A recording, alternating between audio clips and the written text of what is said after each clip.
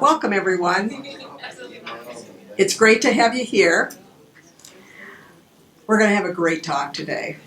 We're going to learn a lot, which is why you're all here. I'm Linda Silka, and I'm a senior fellow here at the George Mitchell Center. And this semester, I have the wonderful experience of filling in for David. We all miss him, but David Hart's on sabbatical doing lots of writing.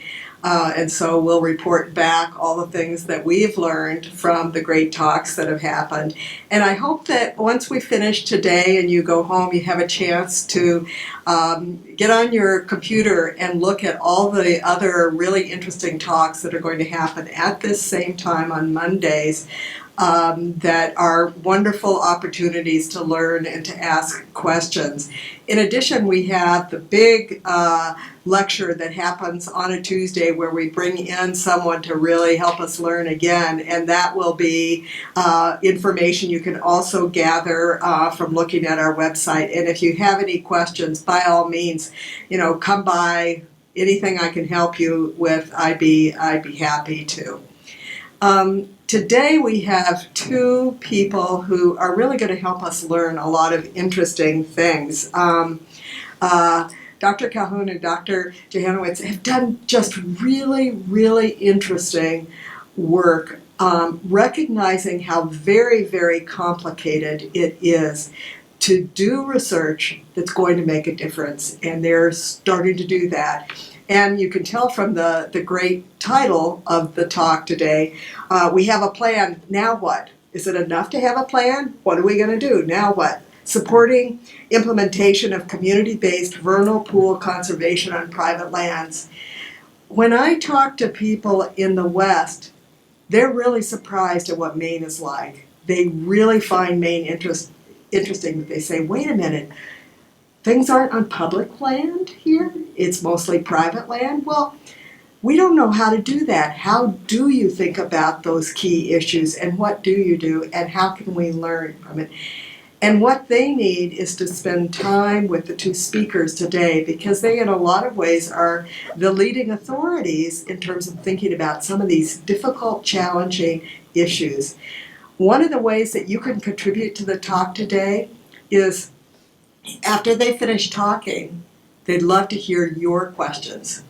No question is one that shouldn't be asked. So think as they're talking about what you'd especially like to know as you go forward from the talk today. Your interest may be somewhat different than vernal pools, but the themes that they're talking about in terms of people working together to try to solve some of our big problems are ones that no doubt relate to something that you're doing. So I look forward to hearing your questions and hearing about the great work that they're doing. So if you can give a hand to our speakers and welcome them up, we'll get started.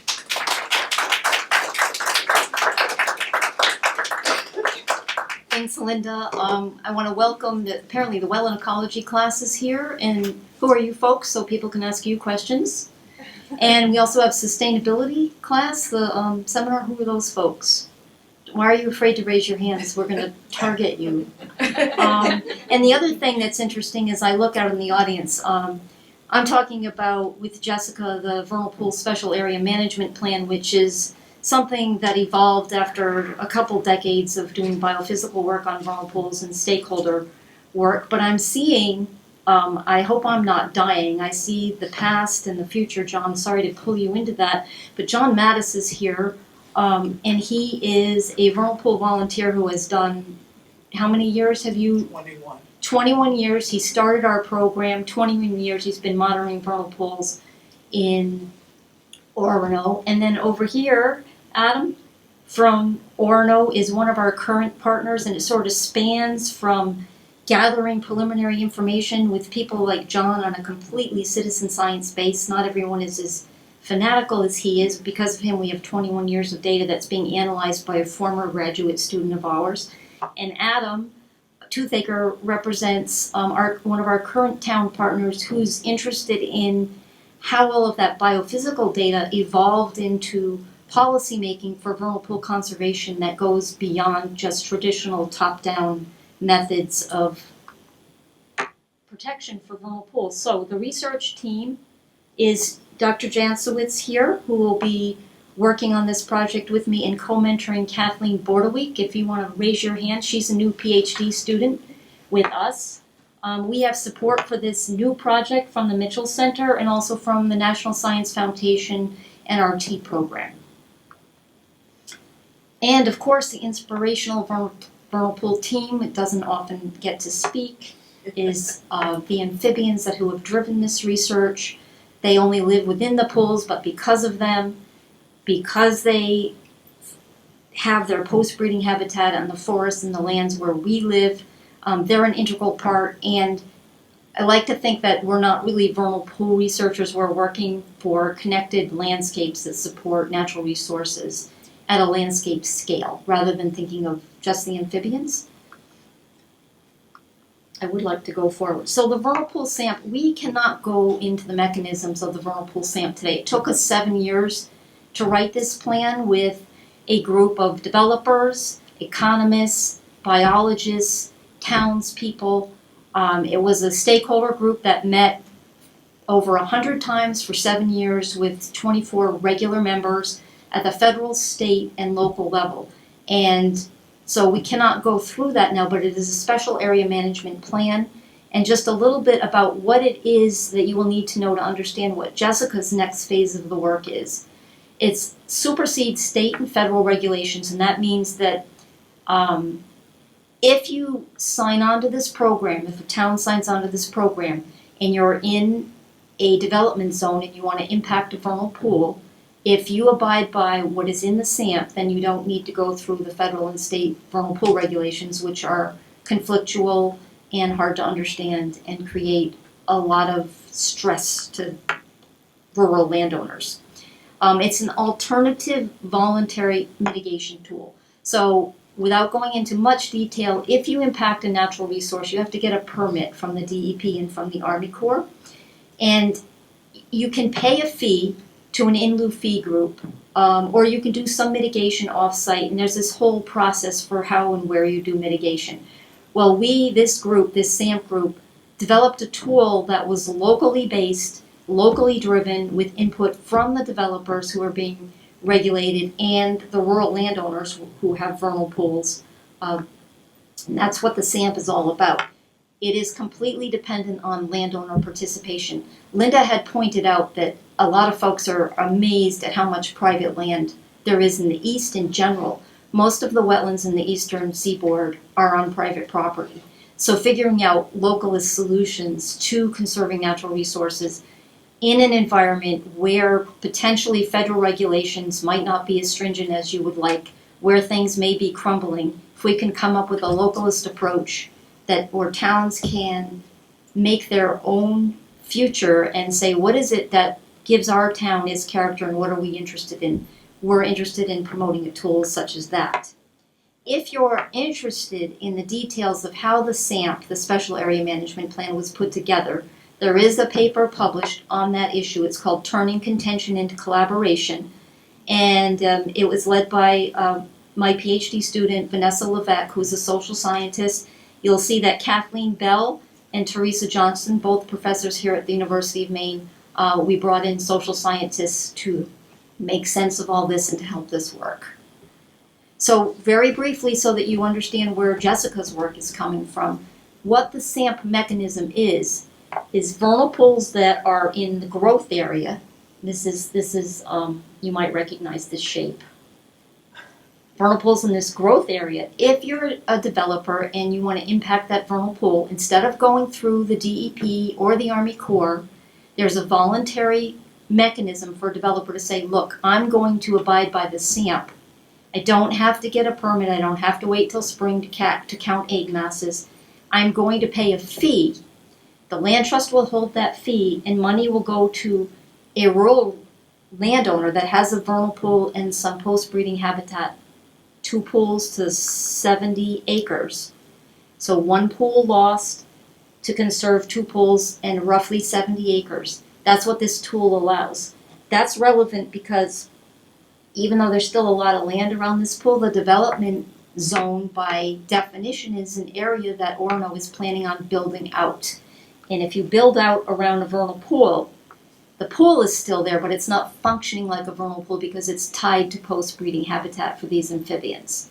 So what you have is a nice urban wetland, and there's a role for urban wetlands, but that's another story. We're trying to conserve vernal pool habitat. Our belief is that if we conserve these pools and we make a whole group of these in the rural area, we're going to be linking landscapes that benefit a lot of wildlife that's important to Maine and allow for a lot of ecosystem processes to unfold in the face of changing climate. So very roughly again, we had to get Maine's general permit with the Army Corps to sign off on this. Then the DEP had to sign off with the feds and say, we're going to have a memorandum of agreement that says that towns can use this mechanism, and that happened. It happened a year ago.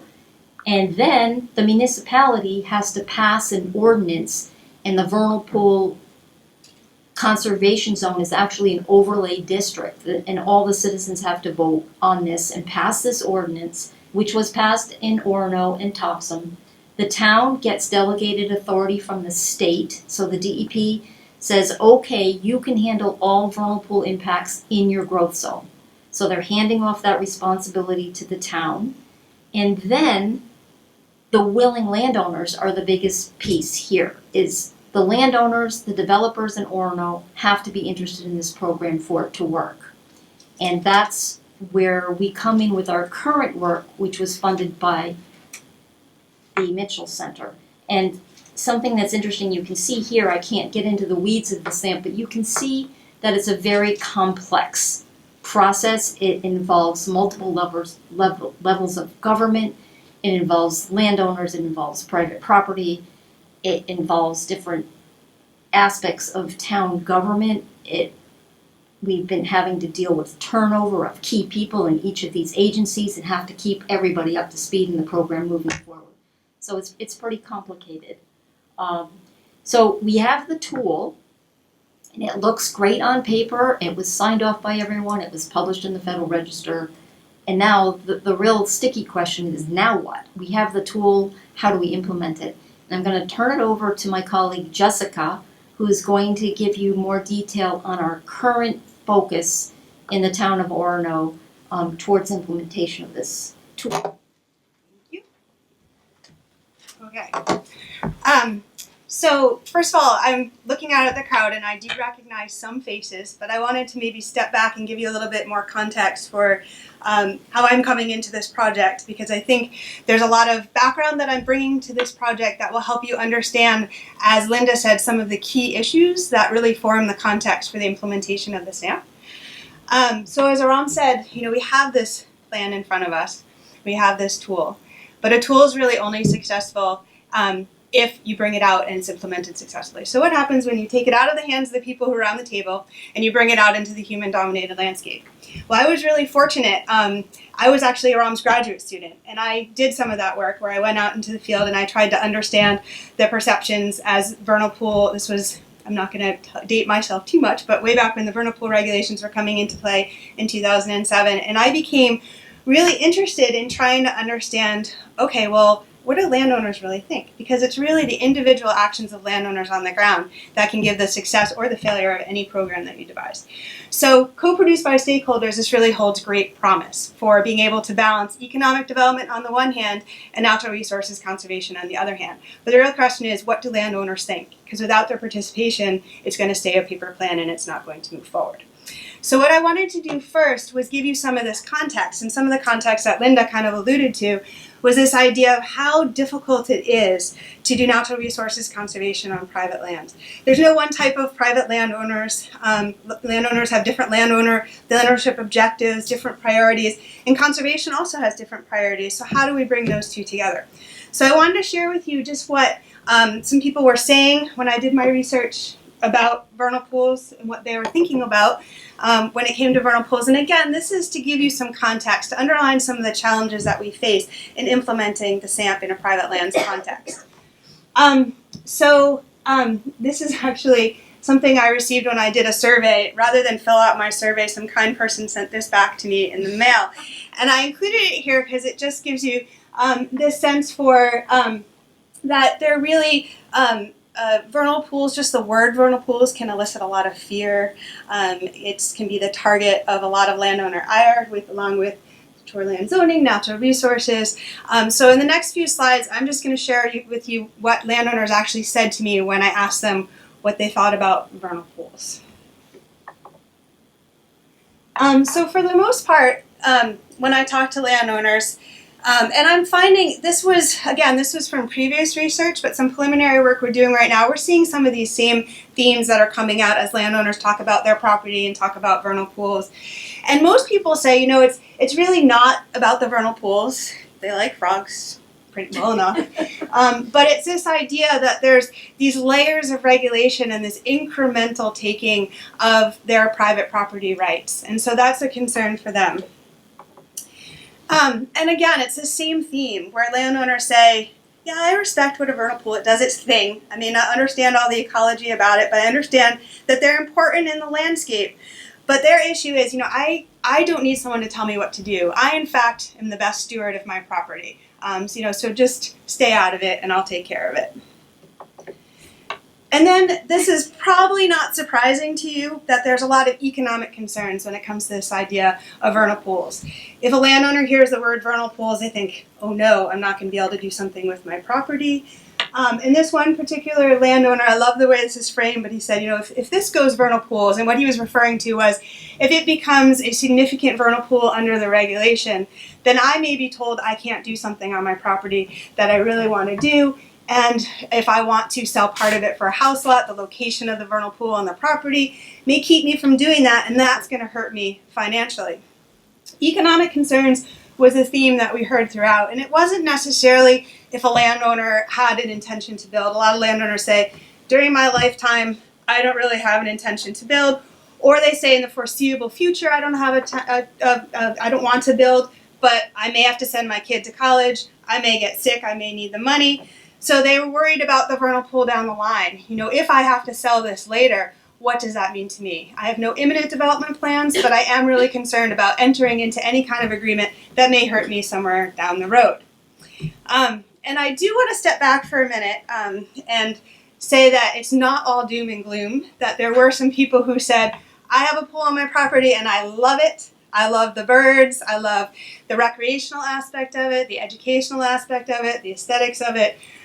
So there were some very positive attitudes about vernal pools, but what I just wanted to drill home right now was this idea that there are a lot of concerns, there was some misunderstanding and some fear, just to send you the context, as Linda was talking about how hard it is to conserve small natural resources on private lands.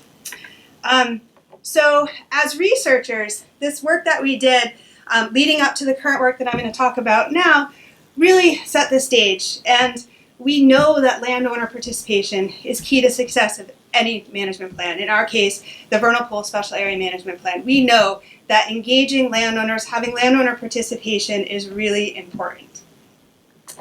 But we also know, as I just illustrated in all those slides, that landowner decision making is multifaceted. Where on the one hand, they think vernal pools might be kind of cool, at least not too much of a pain, but on the other hand, they're worried about their economic considerations. And we also know from our work and our previous work that there is considerable fear.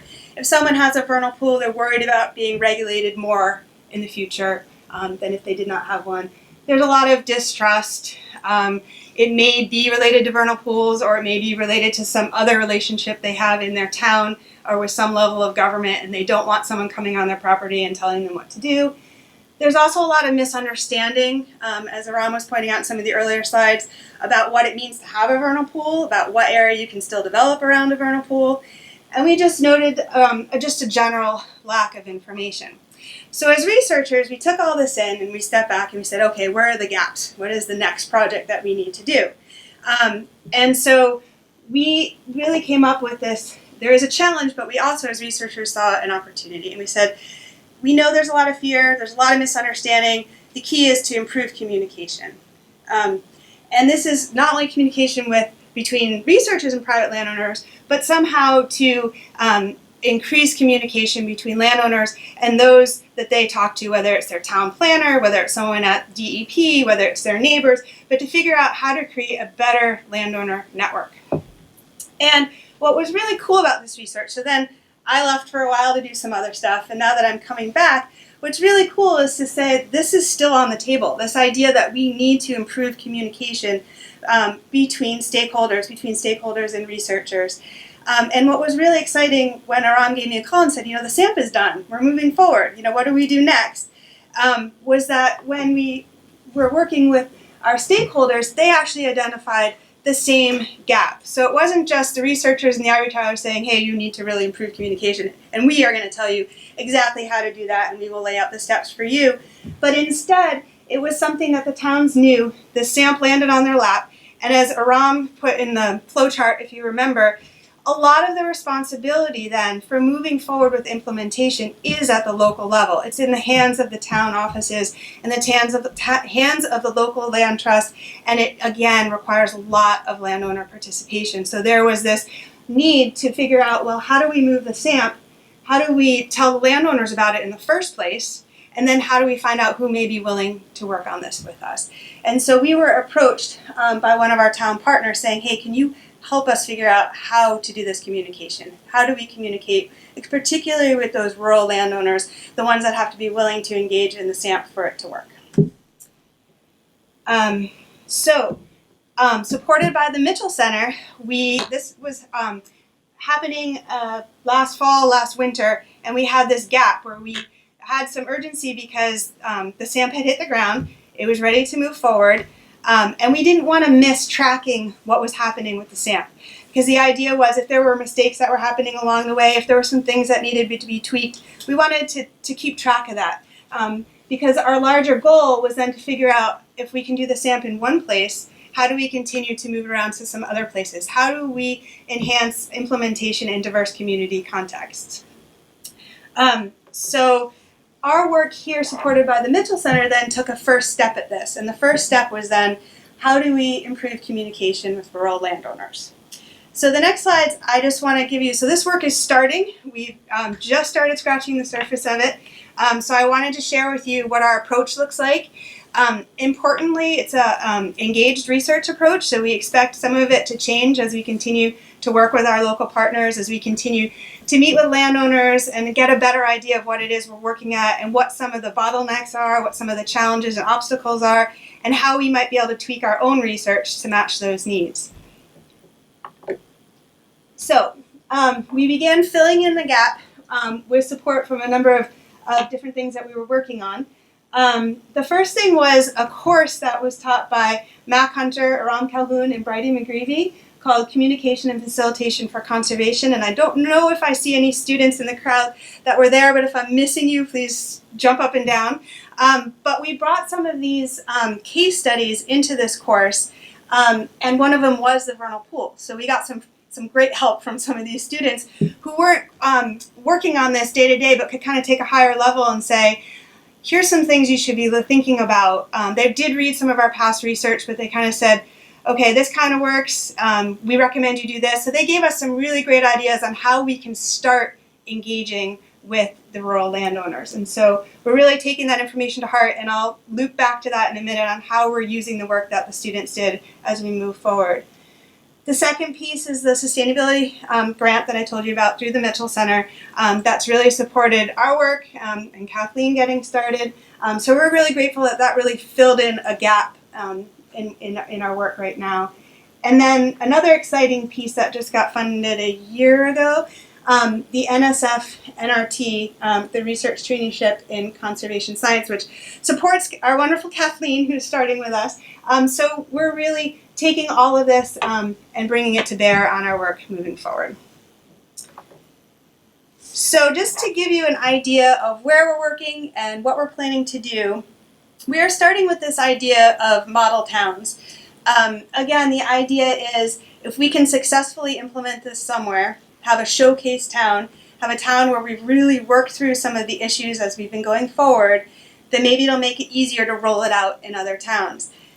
We're starting with 2 towns that under the SAMP have delegated authority from the state to implement this plan in their towns, and this is Orono and Topsom. And what's really neat about these towns is they are towns that we've worked with in our past research.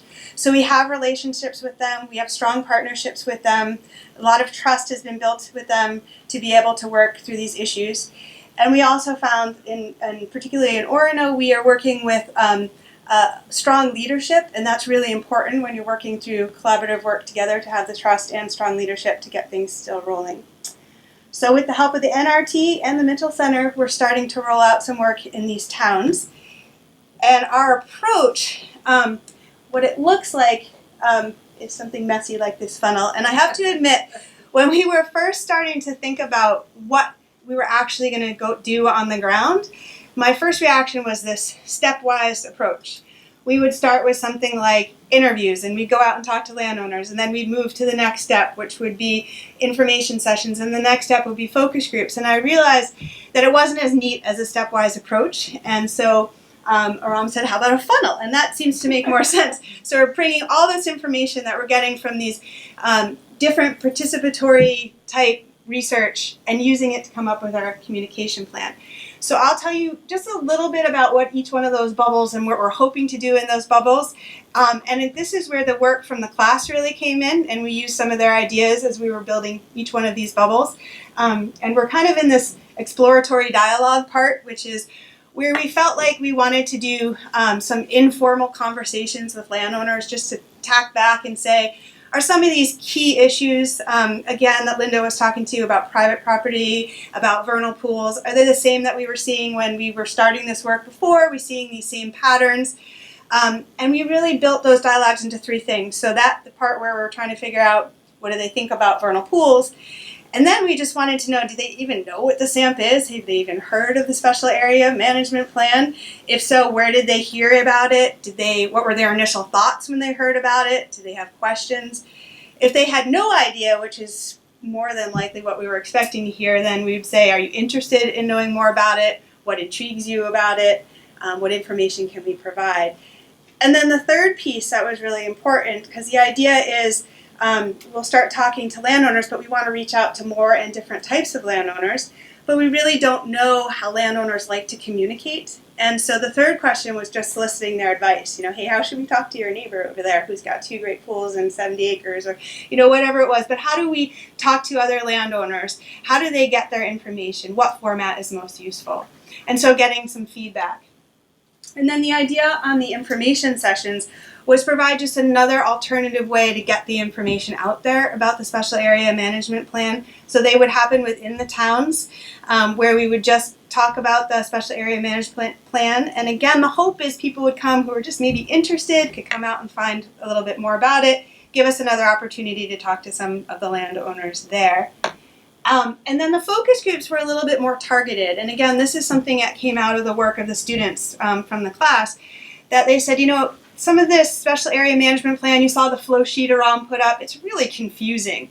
And so we wanted to use those groups to talk one-on-one or with a few people to say, how can we make these materials more useful, more easy to read, easier to access? So kind of testing some of those things with a group of people.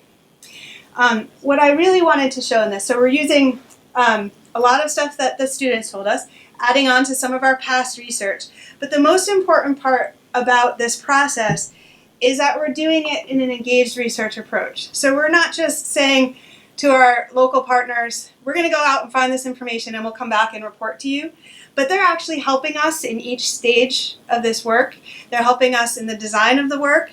So for example, in the exploratory dialogues, they're helping us figure out who we should talk to, because nobody knows who I am in Orono or Topsom if I call them up on the phone. But if I call up and I'll say, hey, I talked to the town official and they said that you had been in the other day talking and was wondering that they thought maybe you would be willing to talk with me. So they've been introducing us to people who may be willing to talk to us. They may not necessarily be in that target group of willing landowners, but they will have some information to share with us about how we should go about talking to other landowners if they've heard about the SAMP, how we can get that information out there.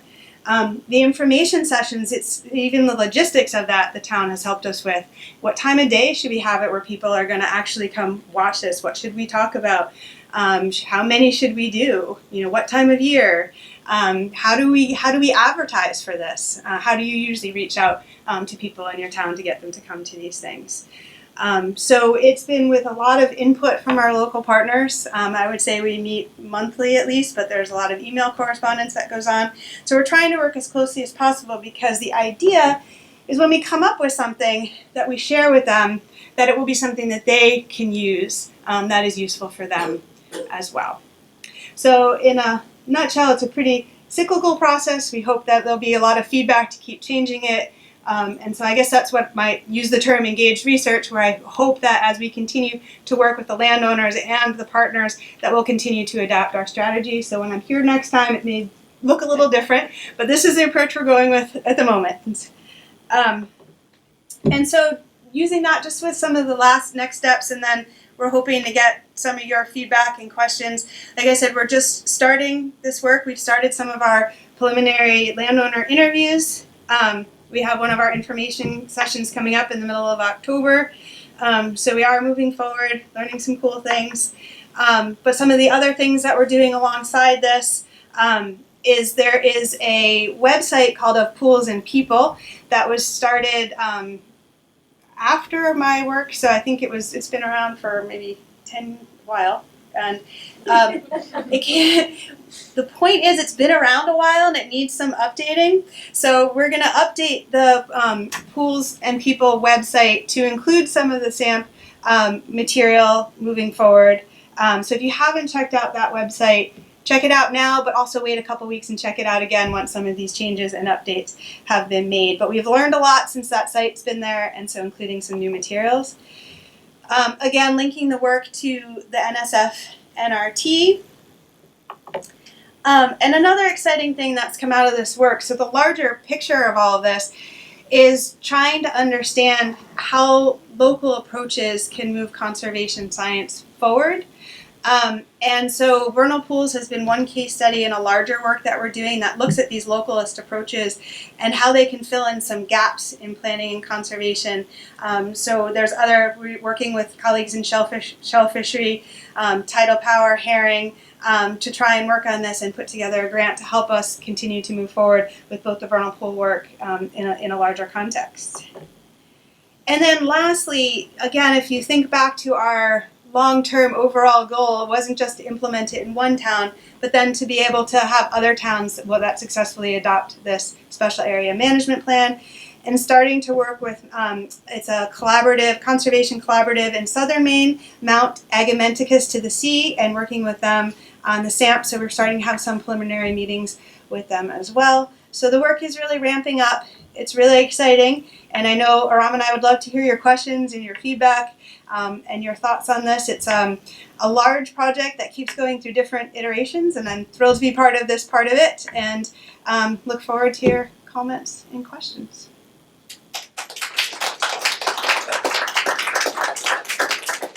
And we left a lot of time. It's a pretty confusing, complicated plan, so we didn't go into sort of the mechanics of it, but if you have any questions about the SAMP, about vernal pools, and about the social science work we're doing, it would be great.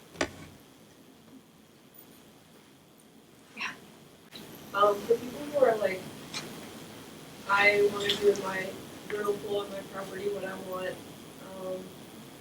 and if they only know a little bit about it, Mm-hmm.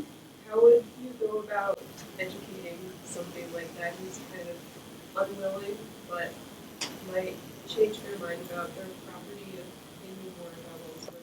Yeah, so that's a great. So the question was, yeah, I'm repeating it because it's being recorded and other people are listening in who might not be able to hear it.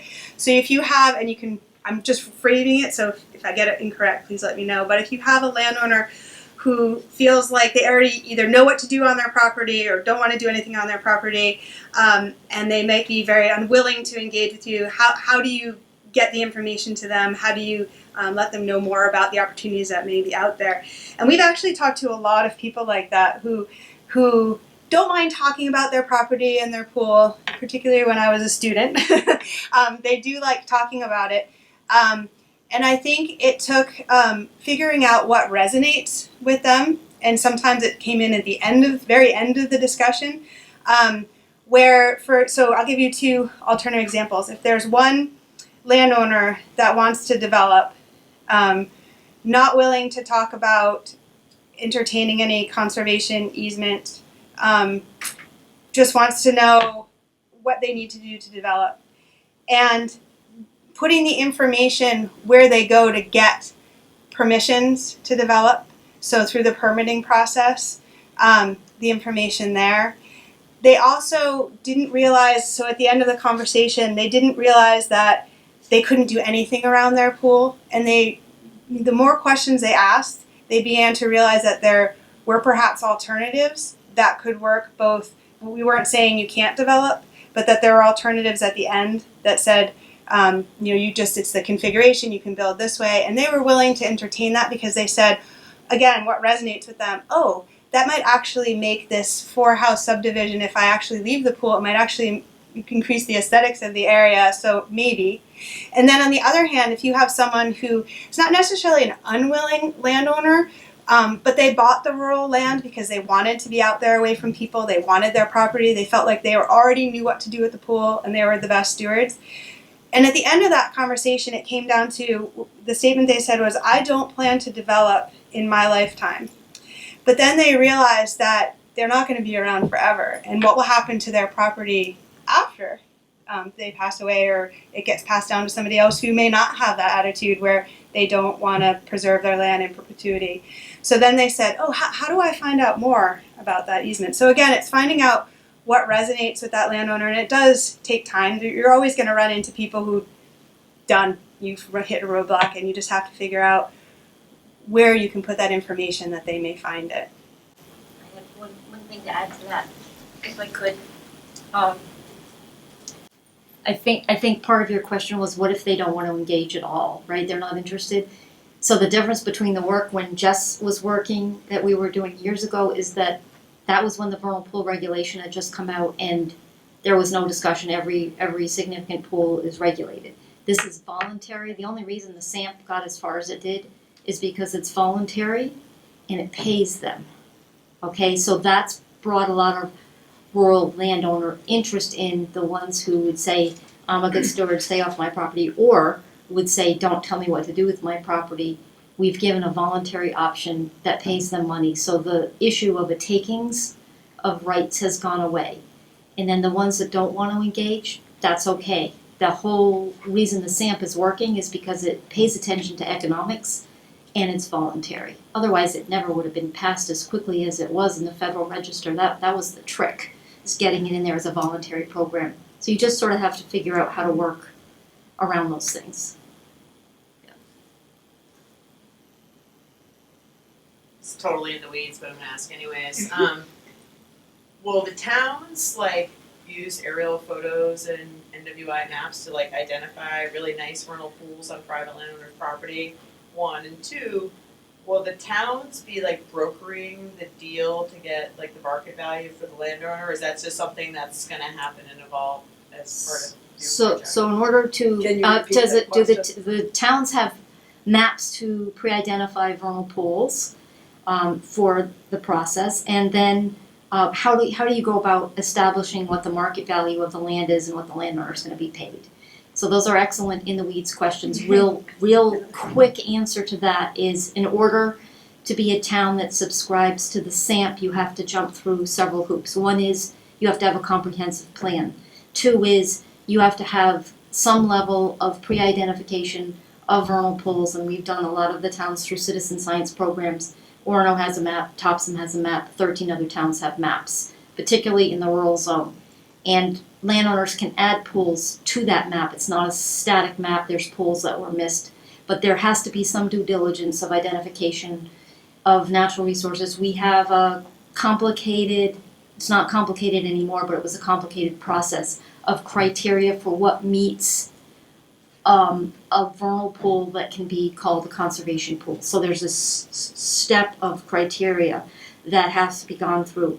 Orono now has a list of what the pools are that are eligible. We call them high priority pools. And then in terms of market value, it's built into the mechanism of the SAMP. So we get a percentage of what the developer's land is worth in the growth zone, what it's worth if it's got a vernal pool on it, which takes away some of the sale value. We get 40% of that fee. And that fee gets paid to the rural landowner. So that's what we have to work out. But it's very complicated and we're still working. I mean, the towns have different needs. The 40% isn't working for Orono, so they're gonna have a minimum fee that a developer has to pay. So we're really flexible. As Jess says, that's what these next couple years are working out all of the bugs in this. But those are really good questions, and that's what took the 7 years, is coming up with those very complex issues. And I will say, when you said something about the map, something I also hear from the landowners, where there are maps from previous work that was done that's out there, and landowners will see that with big Oh my God. circles on the map. So that is something that's out there, and it's made landowners who might not already have thought about it going, what does that mean? So I've got a tarp over my property, so. yeah. You're one of those landowners. John, you had a question? Yeah, in Orono, the Orono Land Trust is both a landowner and a holder of conservation easement. So it seems like in this whole picture, they're a pretty significant player in what happens with lands that may have vernal pools. And I haven't heard you say anything about land trusts as a player. I mean, part of what they do is educate people in the community. A lot of their members are landowners. How does that all fit So- into this picture? John's asking about the role of land trusts in this whole process, and the reason that we didn't discuss that with this is because the focus right now is on the communication plan for landowners. Land trusts were at the table during that 7-year period. We have to have what's called a third-party cooperator, and it can be any nonprofit. In the case of Orono and Topsom, it's land trusts. They will take the money from the developer. They are helping us identify landowners who might be potential conservation sellers. The very interesting thing, when we were doing the work on the SAMP and the stakeholder group, the Brunswick Topsom Land Trust put up their wish list for greenways there that they were working toward getting. We put up our priority vernal pools map and they overlapped, which is not surprising. So what's happening is that the land trusts are seeing us as potential seed money, because the land trust gets to hold the money for 3 years to find a project before it gets kicked off to the in lieu fee program. So they're seeing it as a real benefit. We've been working very, very closely with the Orono Land Trust, and actually the Orono Land Trust and the town in Orono are so progressive. They're ahead of the game in pushing this SAMP forward and trying to get a first project on the ground. Excellent question, just didn't have time to cover it. Sue. So in terms of communicating with rural landowners, I'm thinking of some of the literature about climate change communication, so that can be hard to communicate about too. And one of the factors that makes people who are reluctant to hear the message a little bit more willing to listen is if the communicator is somebody who's part of their group, somebody Yes. they trust. So they may not want to listen to a scientist or a university person, maybe even not a land trust person. Yeah. So have you thought about the role of maybe local landowners that might be on board with the effort, communicating, being your communicators because Yeah. they're more comfortable talking to neighbors and friends? Yeah, so the question was about rural landowners might not, in getting information, then the best place to get it might be some local groups or things that they're already either a part of or around them. And that's an excellent question and something that we're trying to tease out in some of our landowner interviews. Our local partners as well suggested the same idea. Is there a way to have neighborhood meetings if you have one person who's willing to talk about this or is part of a land trust or that is a trusted person in the community? can we get them together in smaller groups to talk to them? And I think Kathleen can maybe even attest to this as well. And we've asked some of the questions, and we do hear kind of what you alluded to as well, in that we're struggling in some ways. We ask, are there community groups you belong to, either on the internet or locally, that because one person was telling us about how he heard about solar through a neighborhood group that he was working with, and we tried to tease that out. So can you tell us more about that and how you got together with your neighbors to work on solar issues? It's difficult. I think one of the themes we've heard from a lot of the rural landowners is we live out here because we don't want to talk to anybody. So we are finding that, but we are trying to tease out that very thing. Like, is it a gardening club? Is it a book club? What is it? And so that's an excellent idea, and that's one of the things we are interested in teasing out. When you choose land for the offset, like your 2 pools on 70 acres, does it need to be within the same municipality that the development zone is? Wait, that's another great question. Initially, Can you repeat that? oh, I'm sorry. No. When you use the SAMP and you're looking at the receiving land where the conservation is going to happen, does it have to be in the same municipality? One of the benefits of the SAMP is that the current mitigation for Army Corps, their preference is in lieu fee, which means that I send money off to this in lieu fee program for the whole state. Unless a proposal comes from Orono, that money could go to Aroostook County if that's where the vernal pool proposal is from. So it's off-site. So what the SAMP allows is for your mitigation dollars to be kept in the town.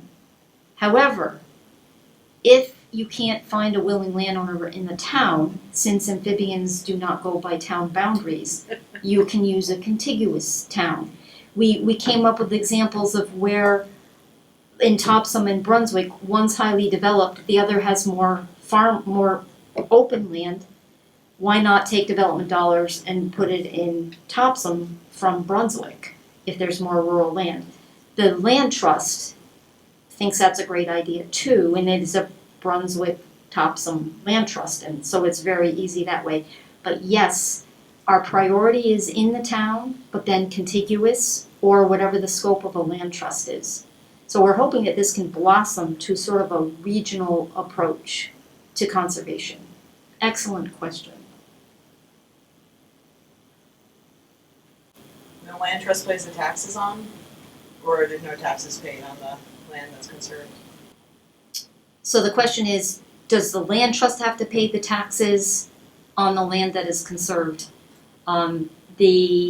No, they don't. There's a conservation easement on the property, and the landowner has reduced taxes depending on whether they put it in forever wild or open space or tree growth or whatever it is.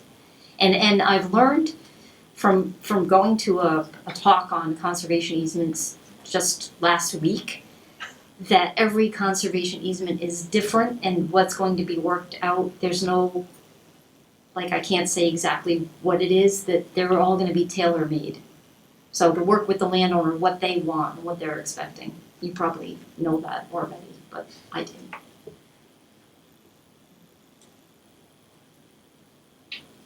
Any other questions? How do you reach out if the landowner is out of state? It's a good question. How do you reach out if the landowner is out of state?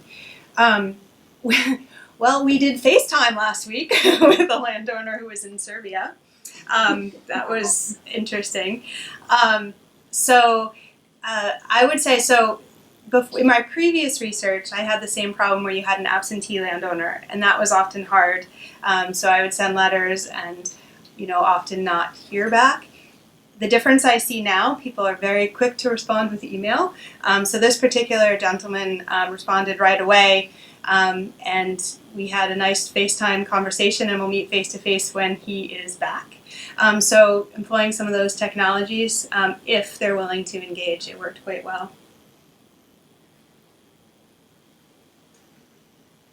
Okay, before you end it, there are a number of folks from Orono in this room. If anyone has feedback for us on, especially Sue's question of who would be a more trusted person to be trying to spread this around. We're trying to we need one successful deal where we can say, look what happened to this landowner and how happy they are. Look, their swimming pool's bigger than yours because they used those conservation dollars.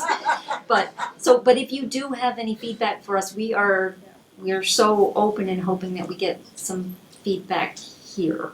And our public meeting is on October 17th, so bring all your friends. 5:30 in the Town Hall. Orono Town Hall. So, thank you.